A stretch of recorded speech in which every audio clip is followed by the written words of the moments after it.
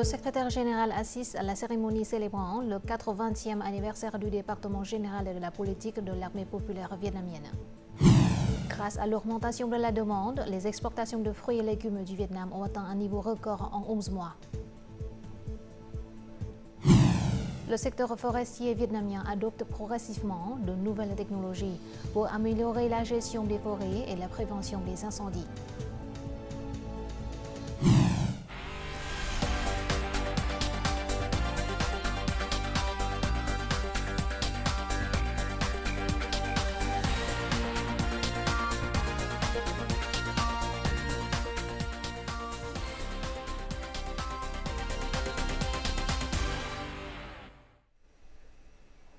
Mesdames, Messieurs, bonjour, bienvenue à cette nouvelle édition du journal francophone. Ce jeudi matin à Hanoï, le département général de la politique de l'armée populaire vietnamienne a célébré son 80e anniversaire, 22 décembre 1984, 22 décembre 2024. Prenant la parole lors de la cérémonie, le secrétaire général du Parti communiste vietnamien Tô Lâm, également secrétaire de la commission militaire centrale, a salué le rôle et les contributions des organes politiques, en particulier du département général de la politique, dans le processus de construction et développement de l'armée au cours des 80 dernières années. Il a appelé les organismes politiques et l'armée à renforcer la solidarité, l'unité, l'initiative et la créativité, tout en s'efforçant d'accomplir les tâches qui leur sont assignées. À cette occasion, le département général de politique de l'armée populaire du Vietnam a reçu l'ordre de l'indépendance de première classe.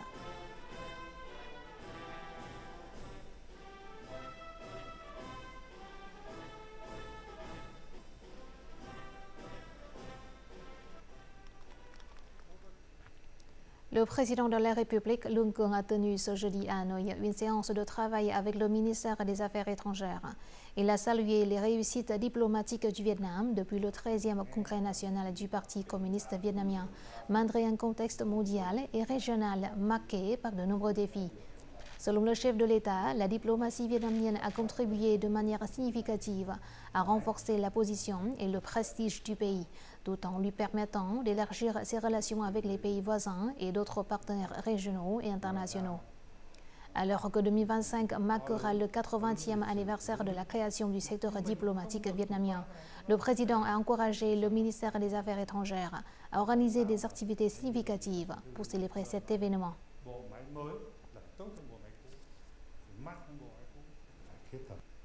Ce jeudi après-midi, depuis Hanoï, le Premier ministre Phạm Minh Chính a présidé une visioconférence consacrée à la résolution du gouvernement sur les politiques et les orientations visant à éliminer les obstacles et les difficultés pour les projets d'énergie renouvelable. Le chef du gouvernement a souligné que le Vietnam a pratiquement atteint les 15 objectifs fixés pour 2024, dont une croissance du PIB d'environ 7%. Pourtant, chaque point de pourcentage de croissance du PIB nécessite environ 1,5 point de pourcentage de croissance d'électricité. Ces derniers temps, malgré les progrès notables dont la mise en œuvre de la ligne électrique de 500 kV du circuit 3, il subsiste encore des projets d'énergie renouvelable qui tardent à être déployés. Le Premier ministre a donc demandé aux localités et aux entreprises qui investissent dans les projets d'énergie renouvelable de mettre en œuvre de toute urgence des solutions conformes à leur autorité. Et toujours ce jeudi, le Premier ministre Phạm Minh Chính a dirigé à Hanoï la deuxième réunion de la direction nationale chargée de la mise en œuvre de la résolution 18 sur la rationalisation de l'appareil politique. Le chef du gouvernement a salué les progrès réalisés depuis la première réunion, soulignant que les ministères et organismes gouvernementaux avaient, dans leur grande majorité, finalisé les plans de réorganisation prévus. Phạm Minh Chính a réaffirmé que cette réforme devrait être menée avec détermination et cohérence, en plaçant l'intérêt national au-dessous de toute considération. Il a insisté sur une mise en œuvre rigoureuse et adaptée aux réalités du Vietnam, tout en tirant parti d'expériences internationales pertinentes.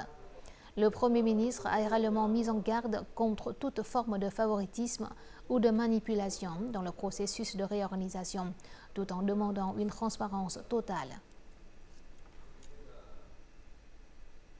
La rationalisation de l'appareil politique, telle que définie dans la résolution numéro 18 du comité central du parti, exige de la détermination et des mesures décisives.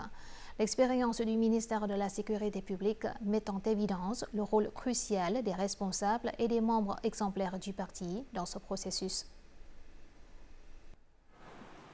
Après avoir rejoint la police en 1994, Phong est devenu chef de la division de la gestion administrative de l'ordre social de la province de Hanam. À la suite de la restructuration de l'année dernière, il a été réaffecté au poste de chef adjoint d'une autre unité. À ce moment-là, j'étais un peu inquiet. Pourtant, il s'agissait d'une mission politique importante. Ainsi, j'ai rapidement identifié ma responsabilité en tant que membre du parti. Je dois donc montrer l'exemple en sacrifiant mes intérêts personnels pour le développement du pays. Phong fait partie des milliers d'officiers prêts à accepter des postes subalternes pour soutenir les efforts de rationalisation du secteur. Nombre d'entre eux, y compris les chefs d'unité, se sont même portés volontaires pour prendre une retraite anticipée. La rationalisation de l'appareil politique ne consiste pas seulement à réduire les effectifs, il s'agit de créer une force légère, forte et compétente. À l'approche de l'âge de la retraite, je veux éviter d'accabler mes supérieurs ou mon unité, c'est pourquoi j'ai déposé une demande de départ à la retraite. Les membres du parti et les officiers, en particulier les dirigeants, ont donné l'exemple du sacrifice, favorisant un engagement collectif en faveur de la rationalisation. Le ministère de la Sécurité publique a dissous 6 départements généraux en 5 ans et supprimé 55 unités de niveau départemental et près de 300 divisions.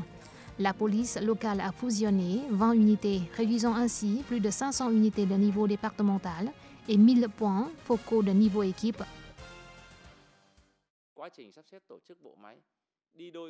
La réorganisation s'est concentrée sur les capacités et les rôles, créant un appareil efficace avec des réalisations notables. Par exemple, sans augmenter les effectifs, la police a déployé des agents au niveau des communes et a complété la base de données nationale sur la population en un an seulement. Alors que dans d'autres pays, cela aurait pu prendre des décennies.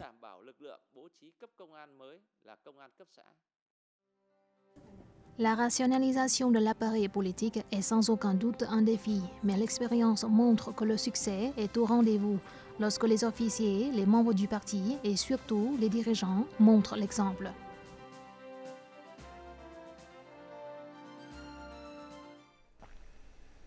Au cours des 11 premiers mois de cette année, l'industrie vietnamienne de transformation du bois et des produits forestiers a enregistré un excédent commercial de plus de 13 milliards de dollars. La croissance des exportations a été stimulée par la demande positive des principaux marchés, en particulier les États-Unis et l'Union européenne. Les États-Unis restent le marché dominant, représentant plus de la moitié de la valeur des exportations de bois du Vietnam. Sur le plan du développement forestier, le pays a atteint avec succès son objectif annuel en plantant environ 245 000 hectares de nouvelles forêts. En 11 mois, les exportations de fruits et légumes ont également atteint plus de 6,7 milliards de dollars, soit une hausse de 30% par rapport à la même période de l'an dernier. Le marché affiche une forte croissance. Par conséquent, de nombreuses entreprises augmentent l'achat de matières premières et améliorent leur capacité de transformation des produits afin d'augmenter le chiffre d'affaires à l'exportation à la fin de l'année. Tout de suite, état de lieu dans le delta du Mekong, le plus grand centre de production agricole du pays. Sur le chiffre d'affaires total des exportations de 6,7 milliards de dollars de l'industrie des fruits et légumes, le durian représente plus de 89%. Occupée à préparer les commandes de fin d'année, Madame Tien est très contente car la consommation de cet article a fortement augmenté. En 2023, notre entreprise a exporté environ 500 tonnes de durian, mais cette année, notre production totale a doublé. Nous avons élaboré des plans pour promouvoir les exportations en fin d'année. Le durian est un produit phare avec une croissance exceptionnelle. Actuellement, la valeur des exportations de ce fruit dépasse les 3 milliards de dollars.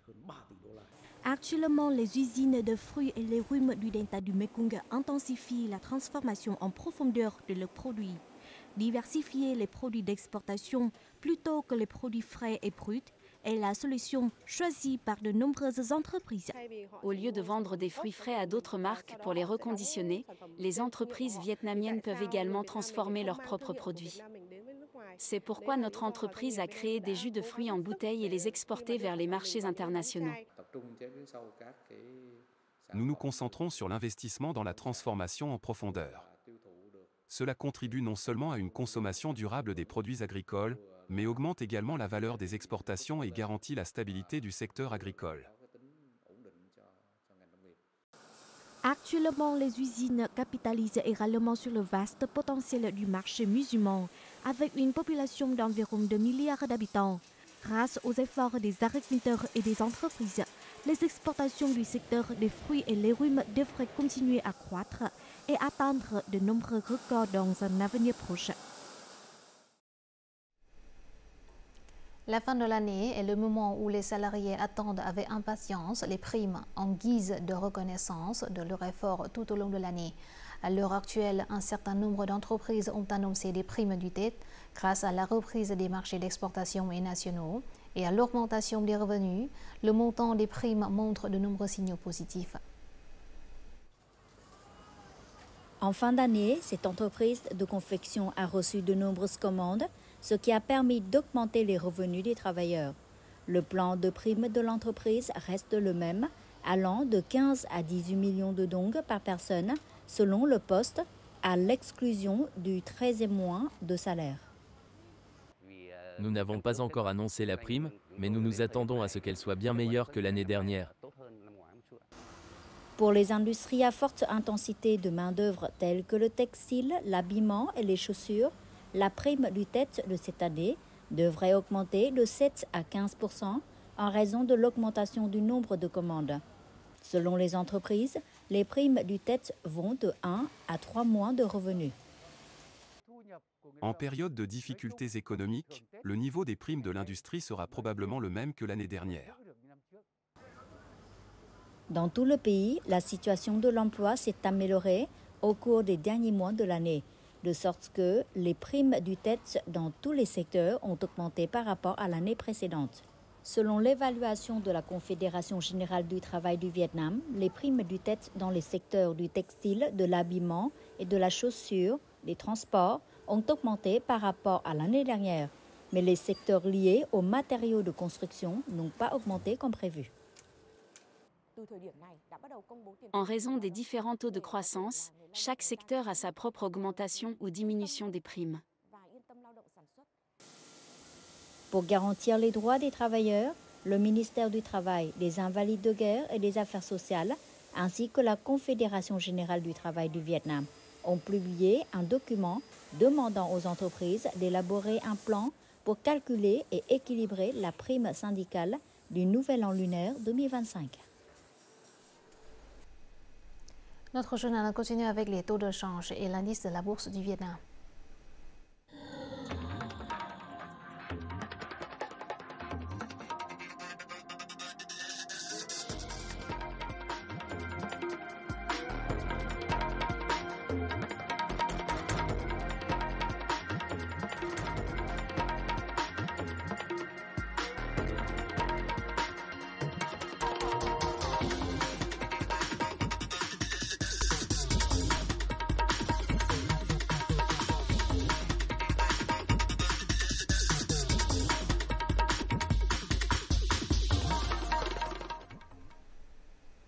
Le comité populaire de la province de Dong Thap a organisé une cérémonie ce 12 décembre pour annoncer le projet de conservation des crues à couronne rouge dans le parc national de Cham Chim dans le district de Tam Nong. Le projet se concentre sur 3 aspects clés, dont la restauration des habitats des zones humides, l'élevage et la libération de crues à couronne rouge et le partage des bénéfices avec la communauté. Le projet vise à élever et à relâcher environ 100 crues dans la nature, dont au moins 50 surviront dans leur environnement naturel. Le budget total est d'environ 7,3 millions de dollars, la moitié provenant d'organisations, d'entreprises et de donateurs individuels, et l'autre moitié de budget de l'État. La crue à couronne rouge, symbole du parc national de Cham Chim et de la province de Dong Thap, est une espèce en danger critique d'extinction inscrite dans le livre rouge mondial qui nécessite des efforts de conservation urgents. Le secteur forestier vietnamien adopte progressivement de nouvelles technologies pour améliorer la gestion des forêts et la prévention des incendies. Grâce à ces avancées technologiques, les autorités ont acquis un meilleur contrôle sur l'exploitation forestière illégale, le braconnage des espèces sauvages et l'empiétement sur les terres forestières. Des drones qui localisent les incendies actifs et déterminent les itinéraires les plus rapides pour les équipes de lutte contre les incendies, ou des smartphones qui peuvent capturer et enregistrer les coordonnées des zones forestières touchées pour les recouper avec les systèmes de cartographie. Ce sont quelques-unes des nouvelles technologies et des équipements scientifiques utilisés avec efficacité pour améliorer la protection et le développement de la forêt à usage spécial de Xuân Liên. Chaque mois, nous patrouillerons dans la forêt et compilerons les informations dans le système GPS. Ce dernier consolide les données et les renvoie aux autorités. Elles peuvent ensuite suivre les itinéraires des patrouilles et surveiller les activités. La réserve naturelle de Xuân Liên dispose actuellement plus de 30 pièges photographiques. Grâce à cela, les gardes forestiers ont pu identifier les espèces sauvages menacées et rares afin de mieux développer les mesures de conservation. Nous pouvons surveiller les activités du personnel local, suivre l'état des ressources forestières et évaluer l'efficacité de nos patrouilles de protection forestière et de nos enquêtes sur la biodiversité. La réserve naturelle de Xuân Liên, avec plus de 23 000 hectares de forêt à usage spécial et près de 1 000 hectares de forêt de production, est riche et diversifiée en faune et en flore. Les outils technologiques modernes ont renforcé la protection et la gestion de cette forêt en améliorant les capacités de surveillance et de patrouille des autorités et des citoyens. Les outils technologiques suivent de près nos itinéraires. Ils envoient régulièrement les signaux au centre de gestion. Contrairement à avant, nous ne risquons plus de nous égarer. L'intégration de la technologie dans le secteur forestier, en particulier pour la protection des forêts, le développement et la prévention des incendies. Cela contribue à protéger efficacement la riche biodiversité ainsi que de précieuses ressources génétiques des forêts dans le pays. Selon le site de voyage Travel Weekly Asia, le tourisme vietnamien a connu une forte croissance en 2024. Près de 80% des arrivées internationales au Vietnam jusqu'à présent proviennent d'Asie, dont 60% de la République de Corée. En 11 mois, le Vietnam a accueilli plus de 15,8 millions de touristes, dont 4,1 millions de touristes sud-coréens. Alors, qu'est-ce qui attire ces touristes au Vietnam? La réponse dans le reportage qui suit. En mai dernier, Mang et Nha Trang étaient deux mots fréquemment recherchés sur les plateformes en ligne vietnamiennes et sud-coréennes. En effet, en 2 jours de voyage à Nha Trang, l'acteur Park Hae-jin et ses amis ont mangé environ 25 kg de mang. Ils ont ensuite partagé cette satisfaction sur les réseaux sociaux. Outre Park Hae-jin, de nombreuses célébrités sud-coréennes ont également partagé leurs photos au Vietnam sur les réseaux sociaux. Cela a suscité beaucoup de curiosité chez les Sud-Coréens pour ce beau pays. De plus, il ne faut que 4 à 6 heures à ces touristes pour se rendre au Vietnam. Avant de voyager au Vietnam, je me suis renseigné grâce à Instagram et aux vidéos de youtubeurs de voyage coréens. Je suis très impressionné par la gentillesse et l'hospitalité des Vietnamiens. Du personnel de l'hôtel aux inconnus dans la rue, ils sont tous très gentils et enthousiastes. Outre Hanoï, j'ai visité la baie d'Along et Ninh Binh. Le paysage naturel de ces deux endroits est magnifique. Toute ma famille se sent très heureuse, en sécurité et à l'aise lors de notre voyage au Vietnam. La cuisine vietnamienne est délicieuse. J'ai eu l'occasion de déguster du pho, du bún cha, du banh mi. J'aime beaucoup le pho. Selon Hanatour, la plus grande agence de voyage de la République de Corée, un Sud-Coréen sur 4 souhaitant voyager à l'étranger choisit le Vietnam. Il y a des gens qui voyagent au Vietnam 3 fois par an. Les destinations populaires sont Da Nang, Hanoï, la baie d'Along et Sapa. Les touristes coréens aiment voyager au Vietnam en raison de la politique de visa favorable et des bons services. Le Vietnam compte de nombreux hôtels de qualité avec des prix raisonnables et des attractions intéressantes. En 2025, Dala et Phu Quoc seront des destinations potentielles pour attirer les touristes coréens. La fête de la mi-automne est la plus grande et la plus longue fête dans notre pays. Pour la prochaine fête de la mi-automne 2025, les billets d'avion de la République de Corée à Da Nang sont épuisés. À partir de cet exemple, nous pouvons voir que les Sud-Coréens aiment beaucoup voyager au Vietnam. J'apprécie l'organisation d'activités d'échange pour promouvoir le tourisme entre les deux pays. Selon l'Office sud-coréen du tourisme, d'ici fin 2024, le nombre de visiteurs vietnamiens en République de Corée atteindra environ 520 000 et le Vietnam accueillera environ 4,7 millions de visiteurs sud-coréens. Ainsi, pour la première fois, le tourisme entre les deux pays compte un nombre total de plus de 5 millions de visiteurs.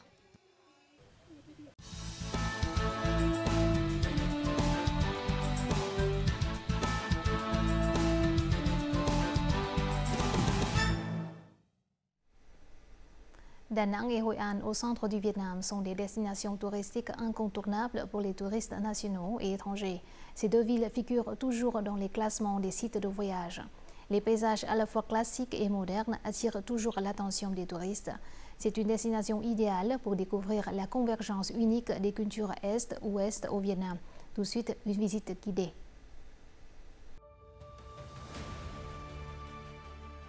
Se promener dans les rues pavées, entre les murailles sous le soleil éclatant.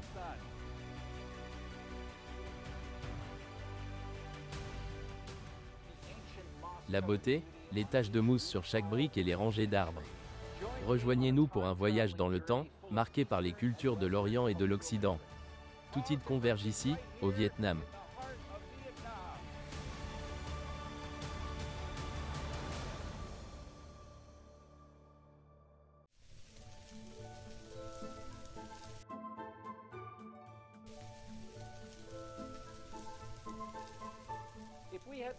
Si nous avons l'occasion de voyager en Europe dans le passé, nous verrions comment les Allemands ont développé l'art de fabriquer des saucisses. Suivez-moi.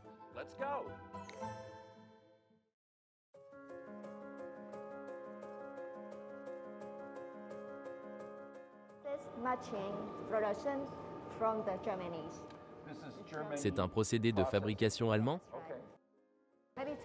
Oui, c'est cela. Il faudra 30 minutes pour mélanger les ingrédients.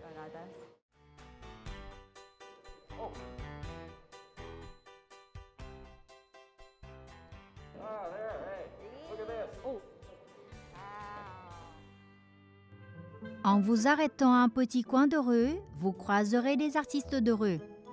Les artistes dessinent avec attention et passion des portraits pour les touristes.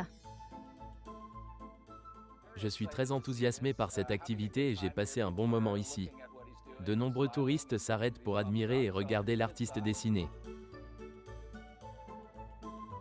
J'aime beaucoup cette œuvre, elle représente très bien ma personnalité et mon comportement. Par temps chaud, des fûts de bière géants exposés ici attirent les touristes. C'est ici que se déroulent les festivals de la bière. Et c'est également un endroit idéal pour les touristes qui aiment les activités dynamiques et l'ambiance festive. Je passe un bon moment ici, quel endroit merveilleux. Tout le monde est content et excité.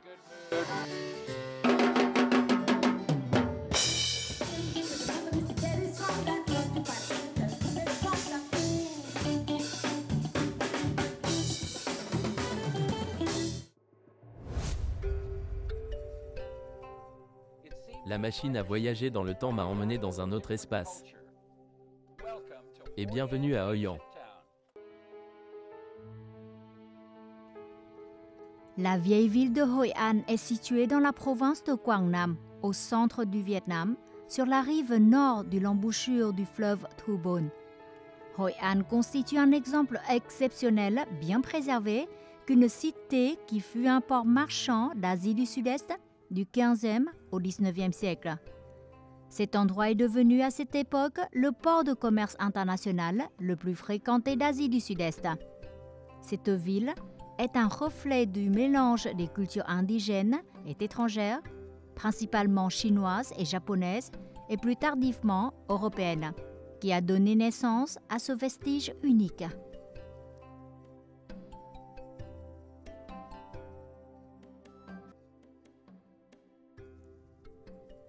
Perdus au pays des souvenirs, les visiteurs semblent revivre véritablement les années passées. Les maisons nichées au cœur de l'ancienne ville de Hoi An, malgré le soleil, la pluie et le temps, racontent encore des histoires d'il y a des centaines d'années. Différentes cultures et différentes expériences ont laissé des souvenirs et des impressions inoubliables dans le cœur des visiteurs.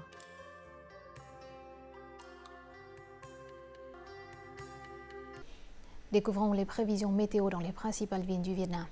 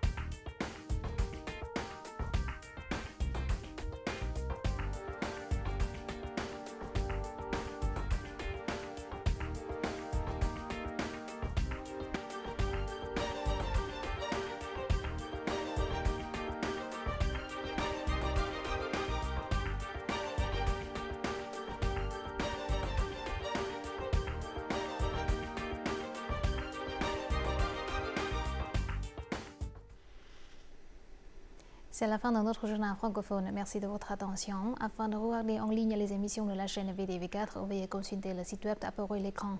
Vous pouvez aussi télécharger l'application VTV Go sur App Store ou Google Play. Au revoir et à la prochaine.